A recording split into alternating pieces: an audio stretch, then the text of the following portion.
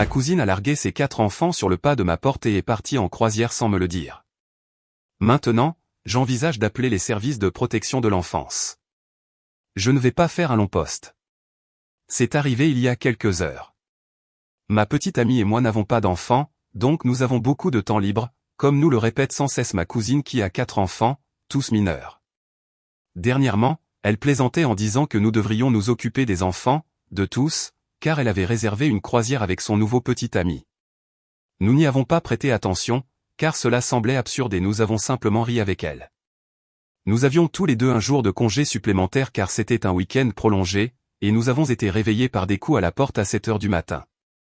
Nous savions que ça ne pouvait pas être le facteur. Il n'arrive pas si tôt et nous n'attendions aucune visite. Je suis descendu pour voir et j'ai trouvé les 4 enfants de ma cousine debout dehors dans le froid, sans aucun signe de leur mère. J'ai ouvert la porte et je les ai fait entrer parce qu'ils gelaient et qu'ils n'avaient pas de veste. Je leur ai demandé où était leur mère, et ils m'ont dit qu'elle leur avait dit que nous nous occuperions d'eux pendant qu'elle serait en croisière. Alors ils ont pris le bus et sont venus chez nous. Je n'en croyais ni mes yeux ni mes oreilles. Je n'arrêtais pas de me dire, c'est quoi ce bordel? Je l'ai appelé immédiatement, mais son téléphone était éteint. J'ai essayé son nouveau petit ami et son téléphone est tombé directement sur la messagerie vocale. J'ai demandé aux enfants d'expliquer exactement ce que leur mère leur avait dit. Ils ont répondu, mot pour mot.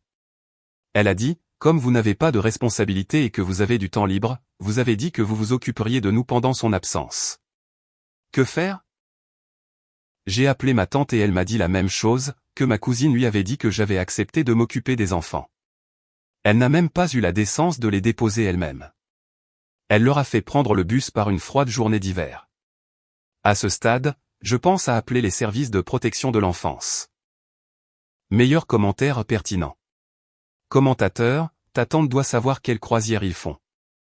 Demande-lui de contacter le navire et de faire savoir à ta cousine que ses enfants vont être placés en famille d'accueil. Réponse de l'OP, oui, je pense que c'est la meilleure solution. Si au moins elle les avait déposés elle-même et avait demandé gentiment, peut-être, je dis bien peut-être, que nous aurions envisagé la chose. Mais il gèle en ce moment en Australie et elle leur a fait prendre le bus. C'est vraiment pas correct du tout. Commentateur 2, je ne le ferai jamais. Je refuse d'être mis au pied du mur. Et puis, qui paie une croisière avec un petit ami mais pas une garde d'enfants? Réponse de l'OP, c'est ma tante qui a payé toute la croisière. Ils ont des difficultés financières avec 4 enfants, donc ils ne pouvaient pas payer eux-mêmes. Apparemment, ma tante pensait qu'elle couvrait aussi les frais de garde, alors ma cousine me les a simplement abandonnés. Commentateur 3, est-ce que je comprends bien? Ta tante avait en fait accepté de s'occuper des enfants et sa solution a été de te les refiler? Réponse de l'OP, elle a menti à ma tante et a dit, paie juste la croisière et je m'occuperai de la garde des enfants. C'est pourquoi, quand j'ai appelé ma tante, elle était déconcertée que je dise n'avoir jamais accepté une telle situation. Mise à jour, un jour plus tard. Bon, voilà ce qui s'est réellement passé quelques heures après que les enfants de ma cousine se sont présentés chez nous. Nous essayons encore de comprendre quoi faire. Nous leur avons donné à manger, mis le chauffage, et les avons installés. Toujours aucune nouvelle de leur mère ou de son petit ami. Leurs 2 téléphones tombaient directement sur la messagerie vocale. Puis, vers 10h30, je reçois un appel d'un numéro masqué. C'est la police. Il me demande si j'ai 4 enfants chez moi. Je réponds oui et j'explique la situation. Il s'avère que c'est le chauffeur de bus qui les a déposés qui a appelé. Apparemment, pendant le trajet, les enfants lui ont dit qu'ils allaient rester chez de la famille et lui ont donné notre adresse. Il a trouvé étrange que 4 jeunes enfants voyagent seuls dans le froid, sans sac ni veste. Donc, après les avoir déposés, il a signalé la situation pour une vérification du bien-être des enfants, juste par précaution.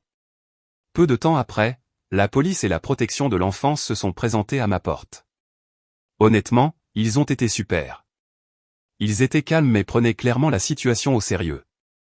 Je leur ai tout raconté, leur ai montré les SMS où ma cousine avait plaisanté sur le fait que nous garderions les enfants, mais rien ne confirmant quoi que ce soit. J'ai expliqué que nous n'avions eu aucun avertissement et qu'ils étaient simplement arrivés en disant que nous étions d'accord. Les enfants ont dit que leur mère leur avait dit que nous avions beaucoup de temps libre et que nous serions heureux de les prendre.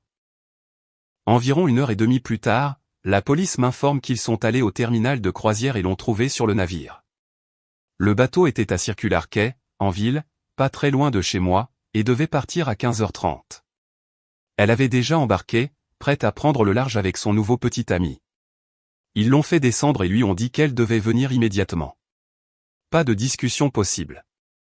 Elle est arrivée chez nous avec un air complètement détaché. Tenue de croisière complète, lunettes de soleil sur la tête, cordon autour du cou. Elle n'a même pas regardé les enfants. Elle est entrée et a dit « Tu as sérieusement impliqué la police ?» Je lui ai répondu qu'elle avait laissé 4 enfants sans avertissement, sans affaire et sans moyen de la contacter. Elle a commencé à me hurler dessus, disant que je l'avais embarrassée et que j'avais gâché ses vacances. Puis ma tante, sa mère, l'appelle, me criant dessus à son tour, disant que j'étais allé trop loin, qu'elle avait payé la croisière comme un cadeau pour sa fille et que j'avais gaspillé son argent. Aucune préoccupation pour ce qui s'était réellement passé. Pendant ce temps, la protection de l'enfance prenait ma déposition et expliquait à ma cousine qu'il s'agissait d'un cas de négligence grave qui ferait l'objet d'une enquête. Elle n'avait pas l'air de s'en soucier. Elle a pris les enfants, n'a pas dit merci, ne s'est pas excusée, et est partie comme si c'était moi qui étais en tort. J'ai essayé d'appeler ma tante et elle un peu plus tard pour leur expliquer que ce n'était pas moi qui avais appelé la police et les services sociaux, mais elles n'ont pas voulu me croire et ont toutes les deux bloqué mon numéro. Meilleur commentaire pertinent. Commentateur, au moins, tu étais à la maison pour faire rentrer les enfants, à Sydney. Réponse de l'OP, oui, mon pote. Et il faisait un froid de canard ce matin en plus. Commentateur 2, ils n'avaient pas de vêtements? Ils sont juste arrivés les mains vides. Je suis en Nouvelle-Zélande et ces derniers jours, il gelait littéralement. Réponse de l'OP, t-shirt et pantalon, pas de veste. Commentateur 3, bien joué, le chauffeur de bus. On dirait que les enfants connaissaient assez bien le système de bus pour que ce ne soit pas leur première fois.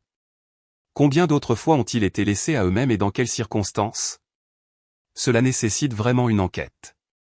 Réponse de l'OP, je ne savais pas qu'elle les laissait prendre le bus comme ça. Sans surveillance. C'était voué à être découvert et je suis content que ce soit arrivé plus tôt que tard. Commentateur 4, le chauffeur de bus est un type bien. Réponse de l'OP, apparemment, il en sait beaucoup plus que moi, car ils prennent souvent le bus seuls, surtout pendant les vacances scolaires.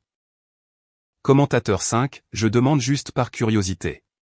Quel âge ont les enfants, plus ou moins? Je suis surpris que le chauffeur de bus ait même remarqué ou s'en soit soucié. Était-ce un bus longue distance? Là où je vis, il est assez courant que les enfants prennent le bus seuls. Et dans ma ville, ils voyagent même gratuitement tant qu'ils ont une carte d'identité scolaire, même au lycée. Réponse de l'OP, environ 15 minutes en bus, beaucoup plus rapide en voiture car ils ne s'arrêtent pas partout. Elle ne voulait pas les déposer parce qu'elle savait que nous n'accepterions pas la situation, alors elle leur a fait prendre le bus. L'aîné a 12 ans, le plus jeune en a 5. Commentateur 5, comment la police a-t-elle obtenu ton numéro de téléphone si c'est un chauffeur de bus au hasard qui a signalé le cas? Réponse de l'OP, il a obtenu mon adresse et mon numéro de téléphone des enfants. Apparemment, il les connaît bien car ils utilisent fréquemment le bus seul pendant les vacances scolaires. Info additionnelle de l'OP. Je vais publier sur les réseaux sociaux, à tous les membres de la famille et aux proches, la véritable histoire des événements, car ils essaient de faire croire que j'ai appelé la police dès que les enfants sont arrivés chez moi. J'ai déjà reçu quelques appels de la famille me réprimandant à ce sujet. Deuxième mise à jour, un jour plus tard. Je ne pensais pas écrire une autre mise à jour, mais cette situation ne cesse de s'envenimer.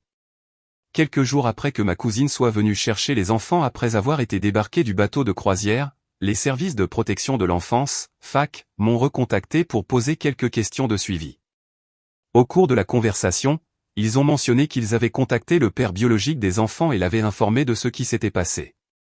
Je ne savais même pas qu'il était encore dans les parages.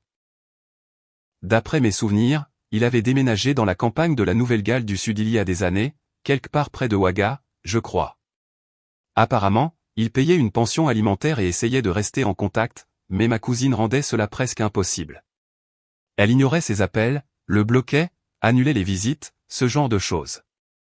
Eh bien, quand il a appris ce qu'elle avait fait, laisser les enfants prendre un bus seul en hiver pour les larguer sur notre seuil, où il était furieux. Il a conduit directement jusqu'à Sydney cette même nuit. Il est venu chez nous le lendemain matin. Un type vraiment sympa. Il a dit qu'il voulait juste tout entendre de quelqu'un qui était là. Nous nous sommes assis et avons parlé un moment. Il a demandé comment allaient les enfants, s'ils avaient dit quelque chose, et ce qui s'était passé exactement. On voyait qu'il se souciait vraiment d'eux. Puis il m'a dit sans détour qu'il allait demander la garde exclusive. Il a dit qu'il documentait tout depuis des années, les visites annulées, les excuses, le comportement étrange des enfants à leur retour, et que c'était la goutte d'eau qui a fait déborder le vase. Il a dit qu'il ne les laisserait pas grandir en pensant qu'être abandonnés comme ça, sans même un message, était normal. Je lui ai dit que je le soutenais entièrement. Ces enfants méritent la stabilité. Il nous a remerciés de ne pas les avoir renvoyés et de nous être occupés d'eux quand personne d'autre ne le faisait. Puis il est parti pour parler à un avocat. Maintenant, passons à quelque chose que je n'attendais pas et que, honnêtement, je n'arrive toujours pas à croire. Notre voiture a été vandalisée la nuit dernière. Les 4 pneus ont été lacérés. Rien d'autre n'a été touché, juste les pneus.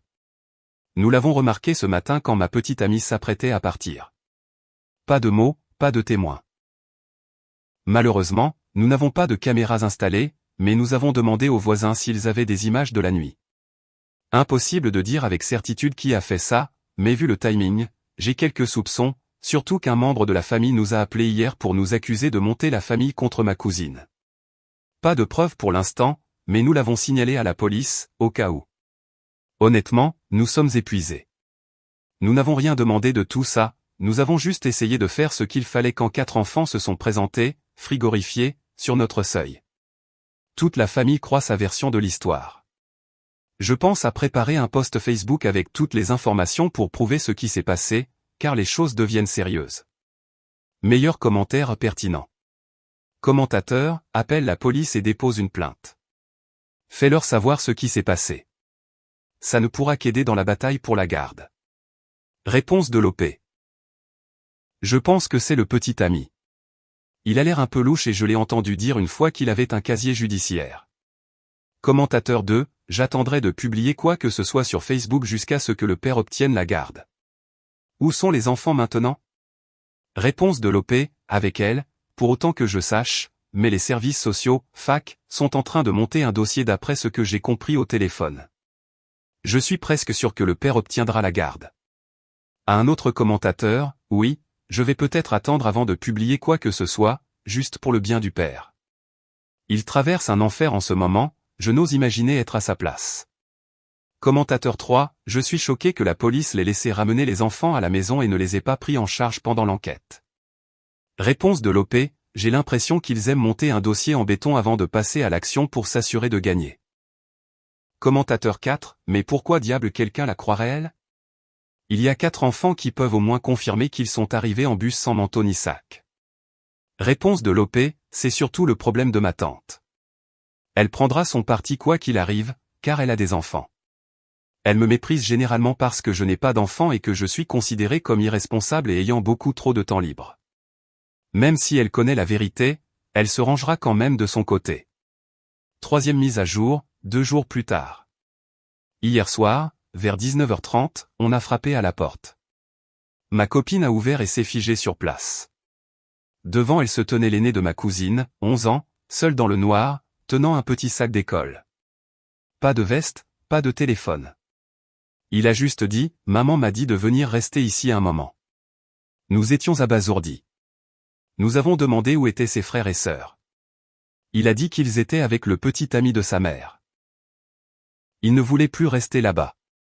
Quand nous lui avons demandé pourquoi elle l'avait laissé partir, il a répondu, elle m'a dit de partir si ça ne me plaisait pas. Alors je l'ai fait.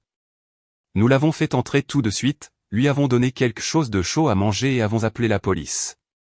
Ils sont arrivés rapidement, ainsi que les services de protection de l'enfance, FAC. En raison de l'incident précédent avec la croisière, ils ont pris cela au sérieux dès le début. Le garçon leur a raconté des choses qu'aucun enfant ne devrait avoir à dire. Il a dit que sa mère avait crié toute la journée, enfermée dans sa chambre, et que personne ne s'occupait d'eux.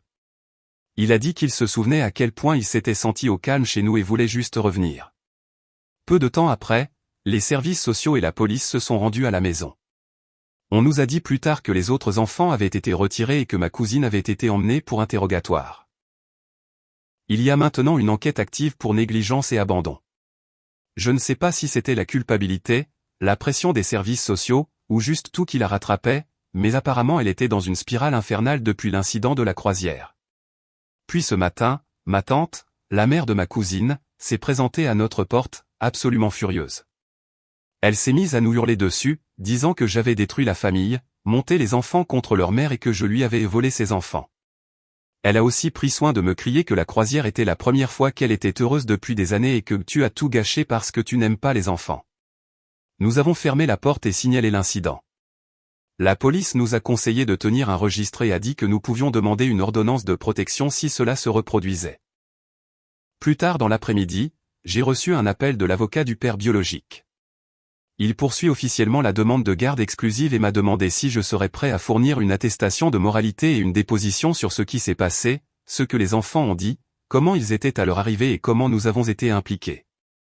J'ai accepté sans hésitation. Je n'ai pas demandé à être au milieu de tout ça, mais si ça peut aider ces enfants à trouver un meilleur environnement, je suis partant. La chose qui nous a vraiment marqué, c'est que juste avant que les services sociaux ne partent avec le garçon aîné, il a fait un câlin à ma petite amie et a dit « Vous êtes les seules personnes qui m'ont fait me sentir normal ». Ça nous a mis un coup.